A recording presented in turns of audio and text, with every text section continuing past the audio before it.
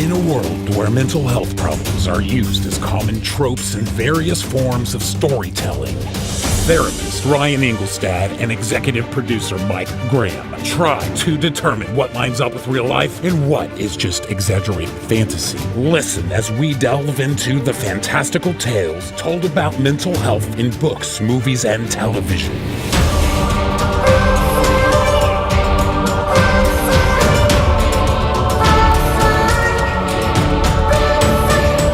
This is Pop Psych 101.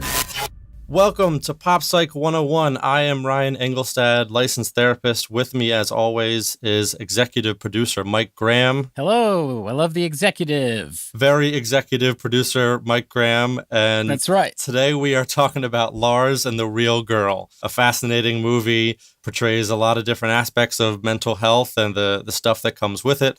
But first, Mike, I thought we could talk a little bit about our background, why we started this podcast and how we met and the story behind that. So if the listeners are not interested in that backstory, as interesting as it is, you guys can feel free to fast forward a couple minutes when we get into the good stuff of the movie. And with that, let's get it going. All right. So how did we meet? Yeah, so it was, interestingly enough, you and I are both members of the Anchor community. And I think randomly you had linked up with me on a recording. I saw a recording notice come in. I said, I don't know who this person is. And then I messaged you thinking, because your other podcast is called Game Socket. That's right. So I said, I bet I can talk to this guy about video games and mental health. And then we learned a lot more about each other. Yeah. And actually, I totally forgot about that because we linked up because there was that guy that was trying to do a 10-person podcast. That's right. Yeah. And nobody showed up. Nope. we all attempted, but it didn't happen. But yeah, you have your other podcast, The Best Medicine, that Ryan has an awesome podcast where he interviews professionals and non-professionals about mental health. And we did connect over this thing, and he thought he could talk to me about video games and mental health because he kind of saw that I have my own mental health issues. I am diagnosed with Major Depressive Disorder, and I'm also bipolar, unfortunately, but something I deal with. So he wanted to talk to me about that. I did have to kind of let him down ever so lightly that my podcast, Game Socket, is not actually about video games. It's a scripted satire, and it's really weird. So we kind of had to flip the switch, and we ended up just talking about creativeness and dealing with that and mental health. And it was a great conversation. And I suppose we just kind of struck up a friendship from there. And our interests just sort of really seemed to align. Ryan has an excellent voice. He's incredibly smart and just very, very genuine and wants to help people. It's something that I definitely want to be a part of. So we decided just through messaging and talking and seeing what's going on in the world today, that it'd be a lot of fun if we made a podcast about movies and books and television and talk about, because I was like, I always have questions. Is this stuff real? Is it accurate? I don't know, but sometimes I'd like to know. And Ryan knows, so. Yeah, and as a therapist, I often watch these movies or read these books, or even in some cases listen to music and consume other types of media. And mental illness gets portrayed in sometimes very exaggerated ways, sometimes very true to form ways. And I'm always fascinated in observing how that stuff sort of plays out in the media, how people respond to it, how people feel about it, the questions people have. I find myself diagnosing or hoping things will play out certain ways. Oh, sure. And then responding otherwise. Yeah, I bet you can't watch something without just diagnosing. Yeah, it's a blessing and a curse. You can have a really good feeling about what is going on for someone and why that is, and then really unnecessarily want to delve into their background that might have nothing to do with the story. But yeah, so we are starting this podcast because we think we both have interesting information to talk about through the lens of popular media. So, and Mike, I appreciate your willingness to share your own experiences through this lens as well. And hopefully we can offer some both entertaining and informative value for people. Absolutely. And just so everyone knows, I have, like I said, I have my issues. And I've done a ton of research over the years, as many people with mental health issues will tell you they've done themselves. So, I do have some insight. However, I have a lot of questions that we think a lot of us regular Joes out there would have. So hopefully I asked the right questions that you guys are thinking as well, and we can learn a lot and have a lot of fun too. Yeah, so with that, let's go ahead and talk about the movie. All right, let's do it. The doctor will tell us what to do. But she's family practice. We're gonna need a shrink. No, she is. She's a psychologist, too. Oh. She says you have to be this far north.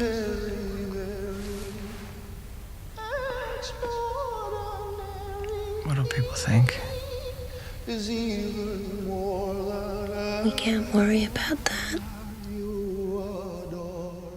Today we're doing Lars and the Real Girl. Lars and the Real Girl it's a movie starring Ryan Gosling as Lars Lindstrom, Emily Mortimer as his sister-in-law Karen, Paul Schneider as his brother Gus, Kelly Garner as his love interest, Margot.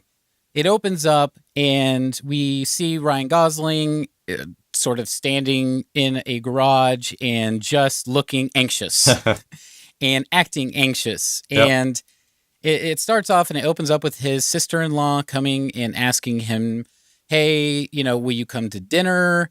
And he doesn't want to. So right out of the gate, you get the idea that something's going on with this guy. He's clearly secluding himself, and something's happening. Oh, yeah. But his sister-in-law, Karen, and Ryan, you can probably agree with this, is just an amazing character and super supportive, and just wants to bring him out of what she thinks he's probably in his shell, or maybe he's really shy, and she's trying to bring him out. She's doing the best she can. Oh, literally, in a couple minutes into the movie, she literally tackles him to the ground to get him to come to dinner. Yeah, and it's a really funny scene because, yeah, it's just a couple minutes in. He's avoiding her, giving her all sorts of excuses as to why he can't come to dinner, and she tackles him. And without missing a beat, he doesn't say ouch or get off me. He just keeps giving excuses as his face is in the gravel. That's right. So, yeah, it's also a really funny movie, so I do recommend it for everyone. So going forward, you come to find out he shares a property with his brother who lives in the house with his wife, who's Karen. His brother's name is Gus, and he lives in the garage. They both own the property half and half. You get the idea that the dad has passed away or through a number of years. They don't specifically say how many years ago. And the mom is not around either. That's right. And they're living in the house, and Ryan is living in the garage, and they're just kind of going about their lives very, very separately. And I kind of get the idea that whatever's happening to Lars is very ramping up at the moment the movie starts. Like maybe it was kind of happening, but it's really kicking in the gear when the movie starts. Yeah, absolutely. Yeah, he's got what at least initially appears like some really extreme social anxiety or social discomfort. He is not very keen on interacting with anybody more than a casual hello, or there was an initial work scene where somebody tries to talk to him and he's just like, okay, and he keeps it moving. Right. And what I noticed about that was especially women.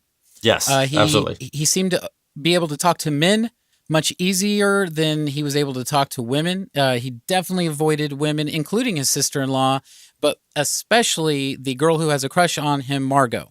So Lars has a job. He goes to his job every day. He has sort of a I guess you would call a pervert, like cubicle partner. Yeah.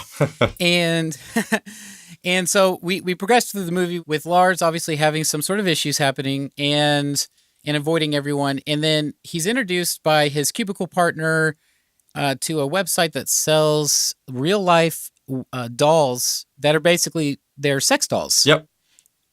And I mean, that's obviously what the purpose is.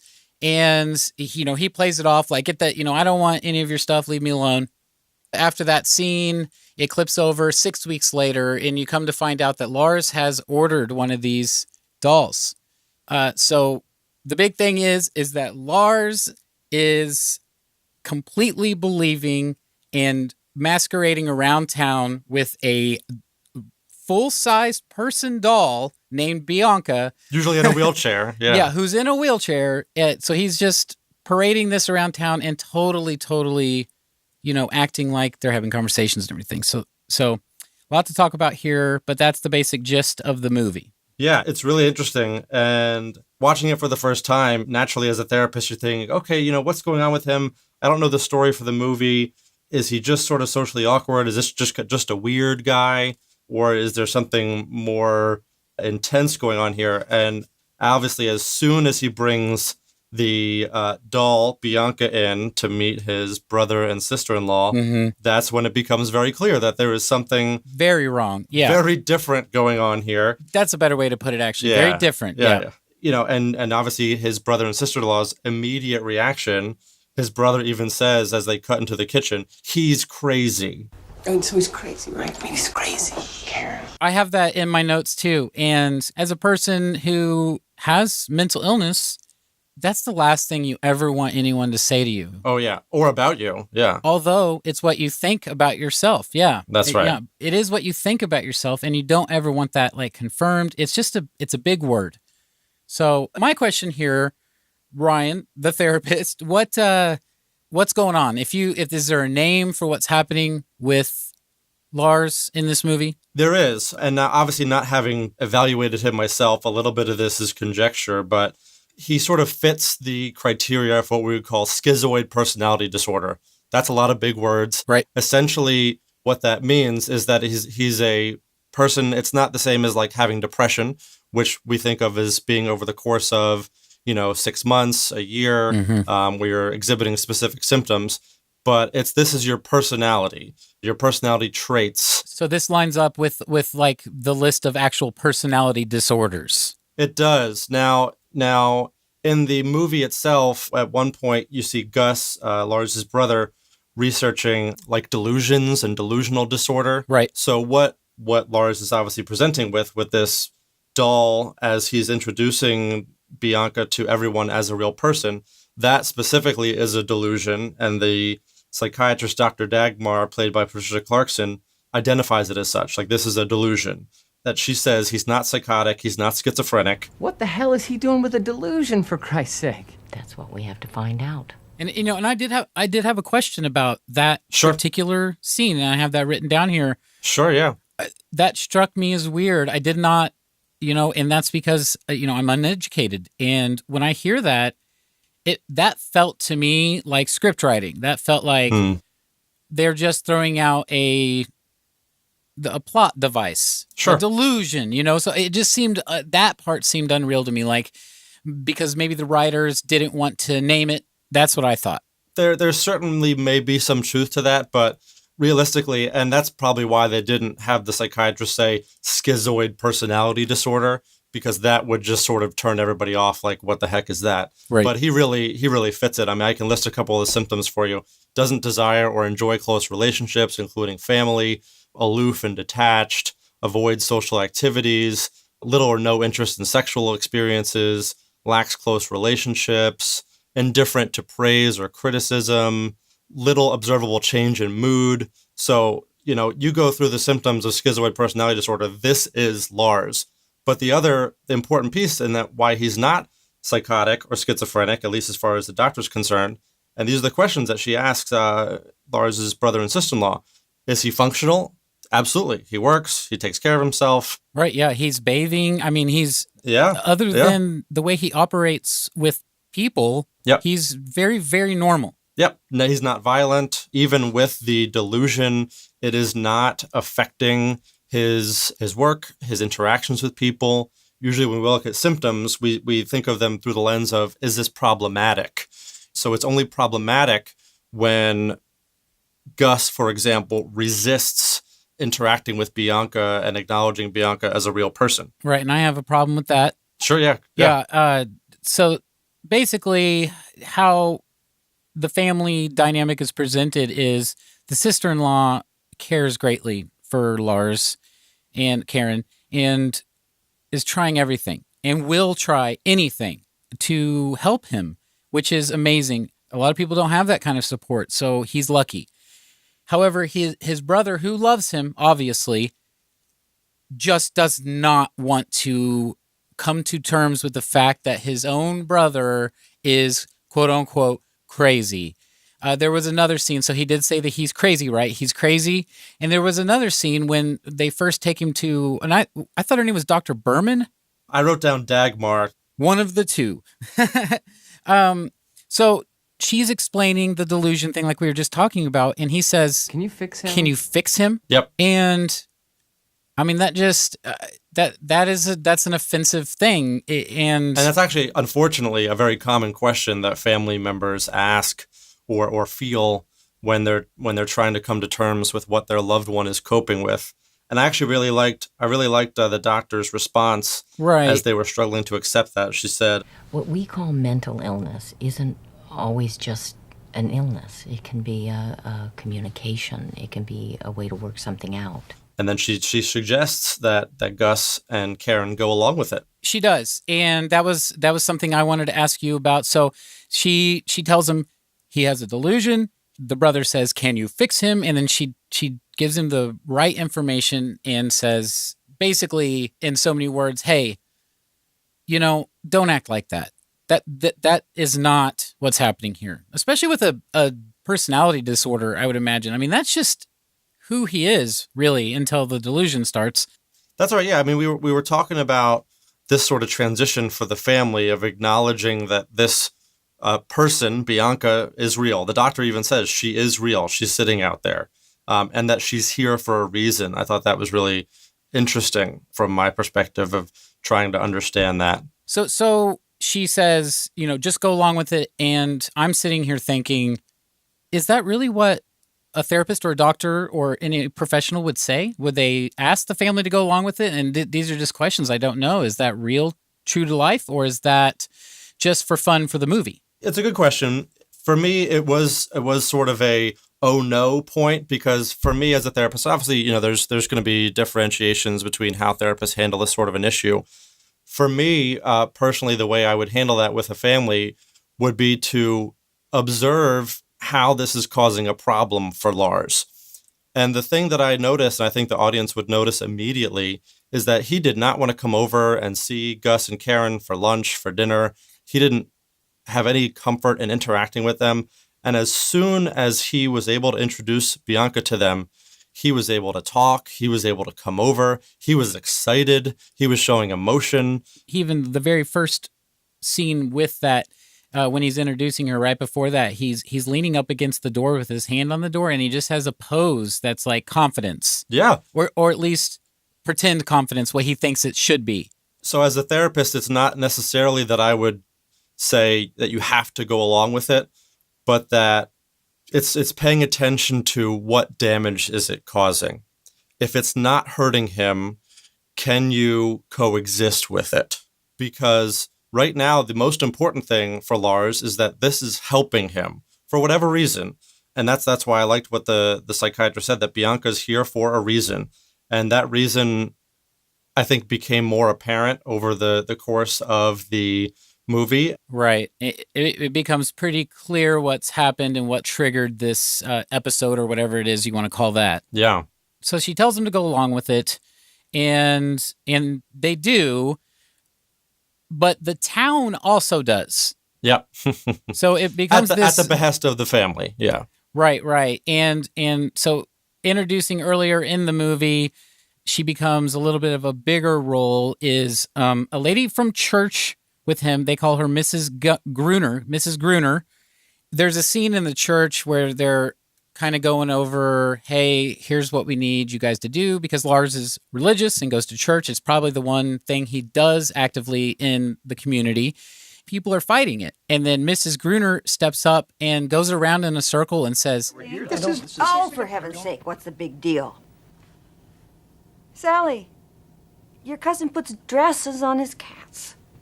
And Hazel, your nephew gave all his money to a UFO club. And Arnie, everybody knows your first wife was a klepto. She wasn't. Then why is she buried in a pair of my earrings? Yeah. Now, that's enough. These things happen. Lars is a good boy. You can depend on me. Yeah, it was really, from like a case study perspective, really interesting for me to watch that, because in some ways, I should say in some ways, that the community's response is pretty ideal in providing him the sort of environment for him to work through his stuff. It's also, unfortunately for me, I think kind of idealized. You know, it reminded me of some of these movies that have this like, oh, and the community comes together and it's great, and it's like, yeah, it would be awesome if that was yeah, that's how real life worked. I mean, yeah, if that's how real life worked, and I wish that was the case. But in unfortunately, in my somewhat cynical mind, you know, that community meeting goes very differently in real life. Especially if there's not a Mrs. Gruner sitting there fighting for it. Sure, and sure. even so, Yeah. a lot of times in real life, if there is a Mrs. Gruner, well, that person gets put on the list, you know, of, Sure. well, Also that's not outcast, a- you or know. yeah. Mhm. Right. And this is just how I feel watching it, having gone through, you know, and dealt with this kind of stuff myself through a number of years and seen people's reactions. You know, I have a friend who used to tell me that all my issues were in my head and things like that, and, you know, really downplayed a lot of things. And that stuff just, and I'm glad we are in the age that we're in now, because that stuff isn't true, and people are definitely starting to realize that now. So I hope every community can be like this, but certainly it isn't always. Yeah, and the community definitely supports him. I mean, it gets to the point actually that they support him so much that they start to almost separate Bianca from him. They bring Bianca to PTA meetings and to the hospital to read, quote unquote, read to the kids. They almost not only acknowledge Bianca as a real person, but actually acknowledge her as a real person separately from Lars. So in that sense, they join the delusion in a lot of ways. And they have fun with it. And, Yeah. and in the movie, it brings even some of the community closer together. But that sort of brings me to probably my biggest question in this whole thing. So we're about to come up onto why Lars is having this major thing happen. But what I noticed about Bianca, the doll, and Lars is, from an outsider's perspective, it seemed like Lars is Bianca. To me, that's what I thought. I thought Lars couldn't do all of these things, but he could if he had his shield there. Bianca has a lot of the same issues Lars has. You find out in some of the, you know, therapy appointments they go to. But also that speaking to the community, separating them, and I just kind of thought about this just now, that might have helped the Lars character, because if it was him, if he was kind of doing that sort of thing, then they were separating them and letting him detach from Bianca. So just for a second, I'm going to go deep psychodynamic. Bring it on. For the listeners who might not be interested, I apologize. But so over the course of the initial part of the movie, Lars has this little blanket that was left to him by his mom. And, you know, he gives it to Karen so she's not cold, and he sort of uses it as a scarf from time to time.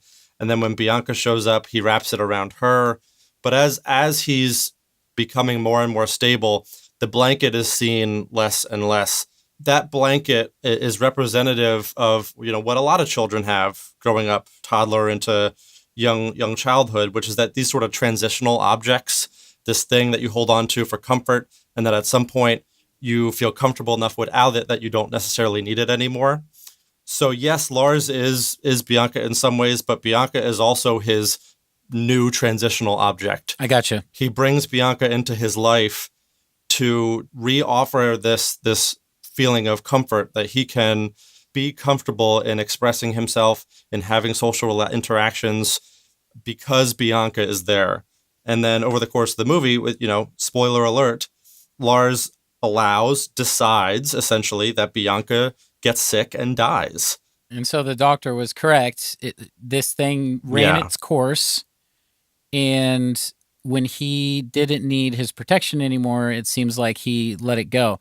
And obviously he's needing that shield because he wants desperately what, you know, most humans do want, and that is the comfort of other people. And he's not able to do that. So he's created something to help him do that. My question being, how real do you think it would be in real life? How real do you think it is to Lars. How real is Bianca? Right. I mean, it's hard to say. There's a lot of variation in these sort of symptoms. It's entirely possible that if Gus really pushed him, if he really confronted him, would there be some acknowledgement on Lars's part that he knows she's not real? That's hard to say. I think the most important thing for our purposes is that the brain can kind of convince us of anything. For people who deal with, let's say, paranoia and as part of anxiety or social anxiety, that's real. Mm-hmm. That's an issue I deal with. Yeah, so that's a real thing. Whether we have any real evidence for thinking something bad is going to happen, we are convinced of it. And for Lars, he was convinced enough that this was a real person, and he needed that to be able to cope and to sort of move through this transitional phase for himself. So to that extent, it was as real as it needed to be. Okay, so taking that from the movie and putting it in real life, that sounds to me would be almost verbatim what you would say about somebody with this exact same thing happening in real life. Yeah. We can't say how real it is, but they're treating it as real, so we need to look at that. That's why I talk with families a lot about this, that validation for someone who's experiencing any mental health symptom, whether it be, social anxiety, delusions to a certain extent. Obviously, we can sort of break that down. Depression, anxiety, trauma, being able to accept, again, to a certain extent, that person's reality, that person's experience is so powerful in letting them, as Lars did, be himself, become himself. Over the course of his initial days and time with Bianca, you see him becoming confident, being able to tell people the things that he's good at, being able to tell stories about himself. Smiling. Yeah, smiling. And making eye contact. Yeah, that's the real Lars. And overall, the movie is incredibly heartwarming, and I absolutely love this movie. We'll get to the point. Basically, you come to find out that Lars's mother passed away in childbirth. Yeah, in childbirth. When she was a baby, her mom died in the middle of things, so she was being born. Like yours. You have a lot in common. We've learned a lot since then. Things are better. Yeah, but it could still happen, right? It's highly unlikely. It's rare. Yeah, but it still could. Lars, just take a breath. And so we start the movie at a point when they found out that his sister-in-law, his brother's wife, is pregnant. I think that he loves her, and whatever his love is and his fear of whatever blame he's put on himself or whatever it is, it's just exploded all of these things in his head, and that's kind of why this chain of events starts. Yeah, Lars actually has a pretty intense breakdown in the doctor's office when he acknowledges the fear of death in childbirth being a real thing, and the doctor tries to offer him some reassurance that a lot of things have changed. It's much more rare, but he actually has what looks like in the movie a panic attack, and I think you're right that it comes from this fear that could happen to Karen, someone that he does care a lot about, and she kind of walks him through the panic attack and helps him calm down. But it becomes very evident that this is in some ways triggered by that transition for the family, and that's bringing up a lot of fear and insecurity for Lars. Couple of questions here. So what would you say if somebody was experiencing or portraying these sort of symptoms in real life? What would be the steps someone would need to take in order to, I don't know, get help, or however you want to put that? The way it happens in the movie is actually probably much more typical than the individual themselves seeking out help, because as with most personality disorders, the person rarely feels that there's anything wrong with them. And even Lars is asked in the initial part of the movie by Karen and by his brother, are you okay? Is everything okay? And he says, I'm fine. I'm fine. Yeah. Yeah. There's basically nothing wrong. And then his brother says, "Oh, see, he's fine," because he said he's fine. Yeah. Because his brother just does not want to acknowledge. So in terms of someone getting help, it's much more likely that it's going to be on the family or on the loved ones of someone experiencing this type of symptomology to help that person get help and get support. So to that end, they did a really good job. You know, they went to the family doctor. The family doctor / psychiatrist was really validating and empathetic. But if you see a loved one going through this sort of struggle, whether it's delusional type behavior, you know, social anxiety, social avoidance, all you can do sometimes is find what we call a side door into getting them in front of a doctor, into getting them in front of a professional. They sort of convinced Lars to bring Bianca to the family doctor because she's got a health issue. Right. She's from Brazil or whatever Lars says about her. And Lars is like, okay, he buys into that.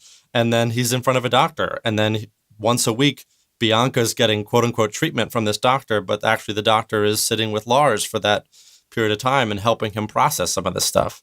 So that side door, that entrance where the person who might be struggling is comfortable enough to accept support that doesn't have to implicitly be about what's quote unquote wrong with them is really the best way to address something like this. Right. One of the things that I was really fascinated by was this sort of transition that Lars experiences and his family really as well. There's one scene, I think right around in Act 2, where Lars goes in and talks to his brother Gus and confronts him and asks him, how do you know you're a man? And it feels kind of like it's kind of out of nowhere.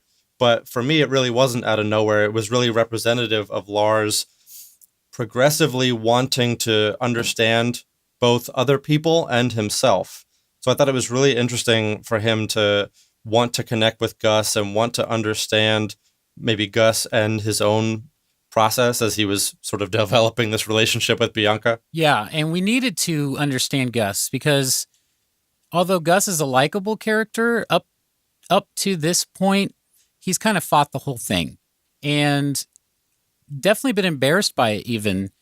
And it's a movie. He has to have his archetype, but it is true to life in the fact that, a lot of people that have family or friends like this, they do learn a lot and, they do come around, hopefully, and most do, I would say that I've had my experiences with, but it was really important scene because it showed somebody learning to empathize and also relate and when they didn't even know they could. Yep.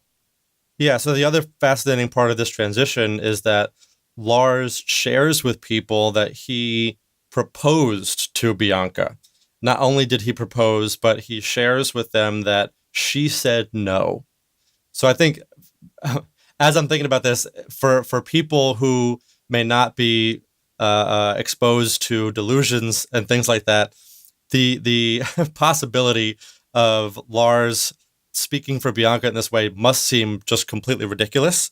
But for me, like how did she say no, Lars? Like, what do you mean? Right. Yeah. She can do whatever you want. And he's like, what are you talking about? She's her own person. And for me, that was just this huge, almost like eureka moment as a therapist of like, oh my God, he's separating from her.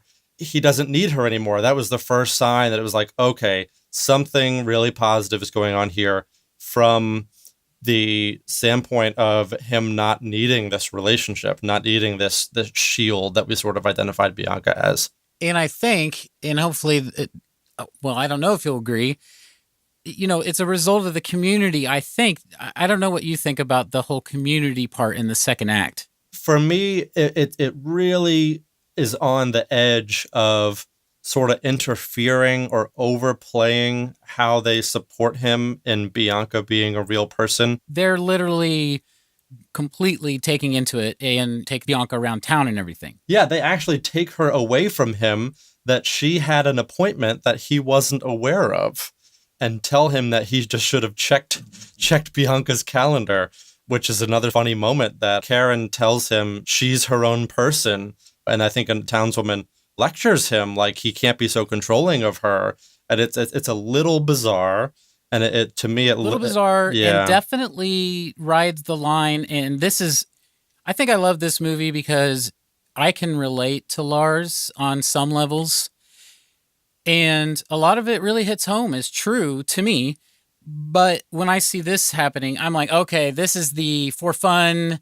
like montage to like make people laugh but also like create the division that they need to get to the healing and the end of the movie. Right, because it does do that. It sets up one of the next scenes, which is that Lars goes out on this pseudo date with Margot. They go bowling, and that's another huge sign that he's not able to socialize, but also to have physical contact, to have friendly interactions with people. So in a sense, yes, like this community literally taking Bianca away from Lars, taking his transitional object, his safety net away from him, does usher in this very easy transition. Oh, now all of a sudden he's able to go out on this date. Like it feels a little bit forced. It feels a little bit, because I picture myself asking, like, does the therapist, the doctor that Lars is working with, does she know that the community's doing this? Does she support this sort of borderline aggressive interaction with the delusion? So that's one of the, if there's any problems, with the movie, that's where I started to get concerned. Obviously it worked out well, which is great. Yes, exactly. But this actually, that kind of brings up a question that I didn't even think about. But for someone who has no mental health issues, that maybe does have a family member or a friend that deals with things, this movie happens in the course of what, a month or 2 months, maybe? It's not very long. And from the perspective of someone without these issues, they see all these things happening. They see the community kicking in, like you said, kind of aggressively and doing something that you're not quite sure that they should be doing. But they also see, and I think this is something that can take away from it, is that it's very easy to heal someone in a short amount of time. Yeah, it probably spans, because I think it goes from Karen being like knowing that they're pregnant to being noticeably pregnant. So what's that? 3, 4, 5, 6 months sure, maybe. Yeah, but even so, yeah, that's sort of where the trouble comes in for me, is that Lars is a person who is having a lot of very serious issues. And this process of him going from a very serious delusion towards all of a sudden essentially being okay with this delusion dying, literally, is very clean. There's not even one instance of, let's say, a community member going like, Lars, what the hell are you doing? That's a doll. Not even one instance of that. Now, Gus does, sort of very early on, and Lars doesn't respond or have any reaction to that. You're not gonna go to work today, Gus? I don't feel good. Oh, no. Well, Bianca could help you. She has nurses training. No, she doesn't. She doesn't have nurses training, Lars, because she's not a person. She's a big plastic thing. But the implication that there would be 100% healthy interaction with Lars and his delusion is great for a movie, but for reality, unfortunately, I don't know if that's likely to be the case.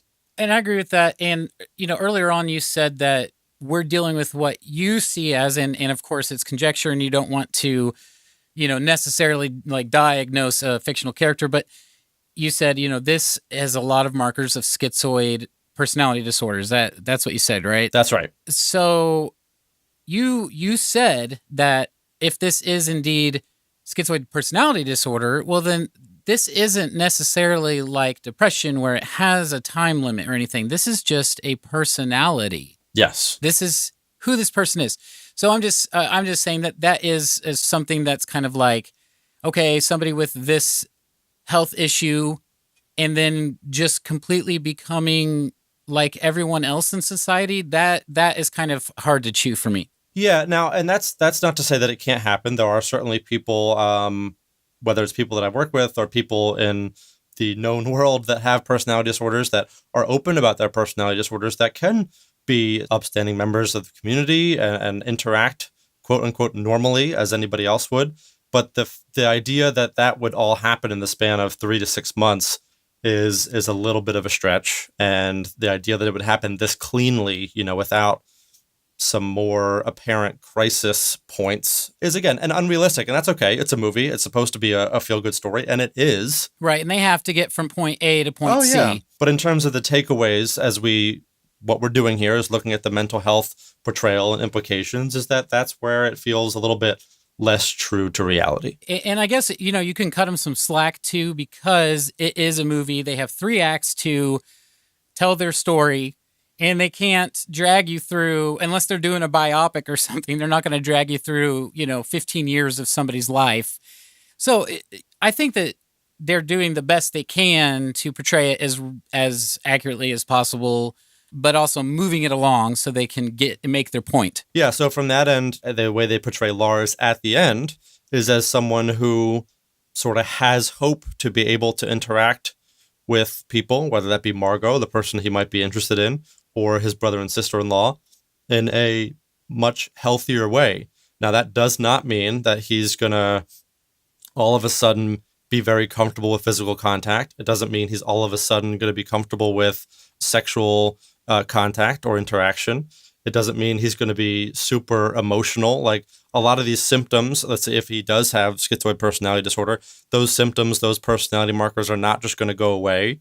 But maybe this transition that he was able to achieve through Bianca does allow him a certain amount of comfort and quote unquote normalcy, that he can sort of interact with people in a way that is not only more comfortable for them, because as we said before, he was fine this whole time from his perspective, but that he can have a little bit more of a comfortable social life and healthier interaction with the community around him. Okay, so what I wanted to do, and I'm going to throw another one at you here, Ryan. Last week I threw out the rating system. So, well, first off, I do want to ask you, because this was my biggest question for you today, was what did you think? Because you hadn't seen it before, and I was looking at things, and I said, Lars and the Real Girl, we got to do that. It is one of my favorite movies. I just love it. It's funny. It's heartwarming. Ryan Gosling is amazing. I got a little bit of an obsession with him after I saw this movie. So I was just wondering what you thought of the movie as a movie. Yeah, so I loved it. I was sad that I hadn't seen it before, especially, in my educational phase of, learning about mental health and becoming a therapist, because I do think there are so many important things that are well portrayed. The therapists, unfortunately, are very frequently portrayed in a negative light in popular media. This is very true. And it's not like that. So to have one portrayed so positively and so lovingly, and Gus thanks her at the end, that was really nice to see that, someone can watch this movie and think, that is something that might be useful for me or my family, as opposed to what unfortunately is more frequently the opposite. Right. It's more frequently like everything about this is negative, Yeah. All right, so here's what I'm going to throw at you this week. So as we established in our first episode about Fight Club, Ryan is going to rate every episode on a scale of 1 to 5. What are we going to do this week? We did couches last week. We did. So we could say 1 to 5 real girls or 1 to 5 dolls. Real girls. 1 to 5 real girls. So he's going to rate on a scale of 1 to 5 real girls whether or not this movie portrayed this sort of mental issue accurately. 5 being it's very, very, very accurate. You can actually learn something from this. 1 being total fantasy. Only watch it for enjoyment. These symptoms are not real. But I'm going to add something in because I'm the regular guy here, just the loon on the side. I'm going to add in. I'm going to rate it on 1 to 5 stars. What I thought of the movie. Great. Okay, I love this movie. This is one of my favorite movies. Like I said, I've seen it 10 times. I recommend anybody watching it, even if it's not because you want to learn about mental health. It's just a really good, funny, heartwarming movie. This is a 5 for me because it just hits all the notes of really well made.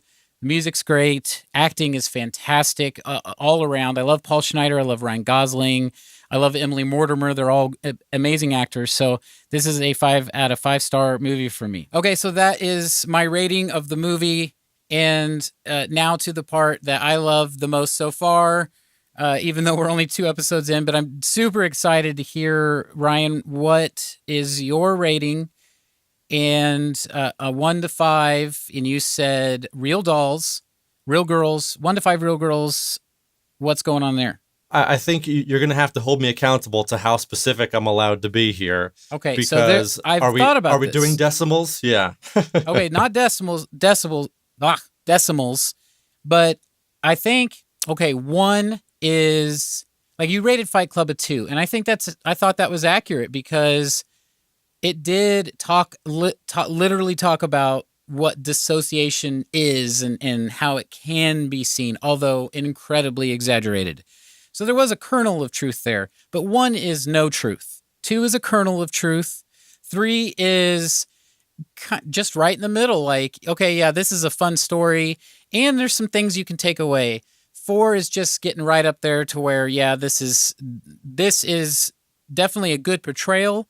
However, there's some things that are probably negative enough about it, or maybe not negative, but not accurate enough about it that you can't rate it 5. And 5 is just like, okay, I want to use this like if I was going to teach a class. Okay, so all that being said, I have to rate this a 4, and it doesn't have anything to do with the portrayal of Lars. I think Ryan Gosling did an awesome job. Oh, it's amazing. Portraying, yeah, really incredible acting. I don't even remember, was he nominated for some awards? I hope so.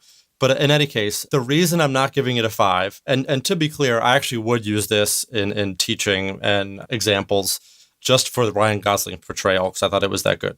But aside from that, the reason I'm not giving it a 5 is because the community, this town, is so perfect, and it makes me so sad to say that the real world is not like this. Right.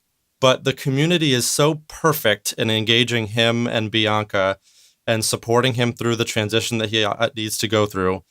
And I'm sad to say it, but that is just not the way the world works. There are going to be people who love and care for you, and you need to hold on to them for dear life and use them as your bedrock in getting that support that you need. But it also needs to be said that there are going to be people who do not let you live in the reality you want to live in. There are going to be people that don't let you have your delusions about yourself or the people around you. So God bless this town, as fictional as it is, that they are so incredible in supporting Lars through his process. But because of the irreality of it, is that a word? I'm going to use it. I'm going to use it as a word. We're gonna. If it's not, I'm emailing Webster. Okay. I'm going to dock them a point for that because having worked with people in the therapeutic context, I know how much a struggle it is for them to experience their symptoms in the real world. And one of the scenes that comes most to mind is he goes to the work party and they had put a memo out that, Lars is bringing his girlfriend, Bianca. Obviously, she is a doll, but we must treat her as a person.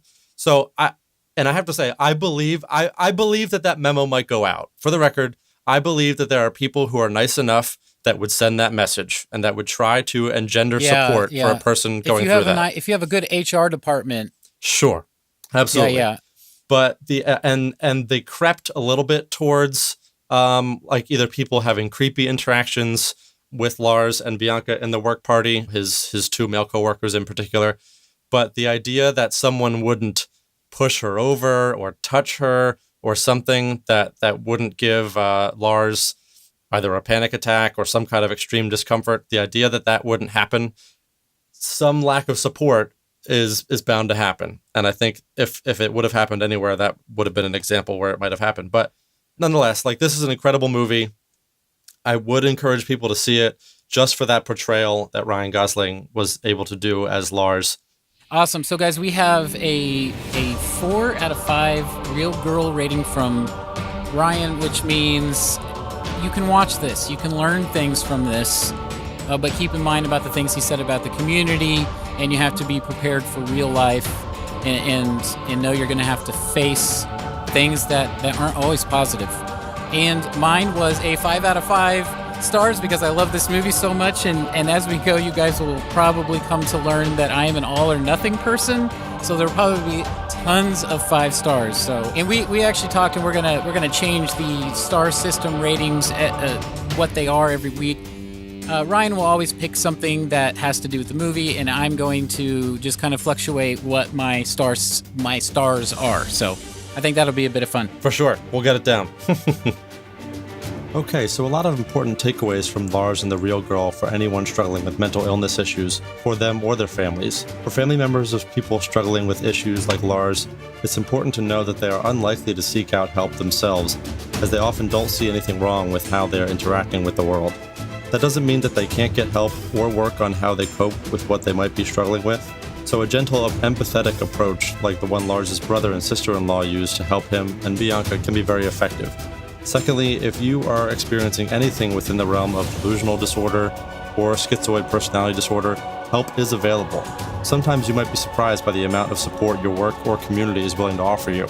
Even though I'm dubious that communities are as supportive as they are in the movie, this does not mean that you can't exhaust the resources in your community to get help.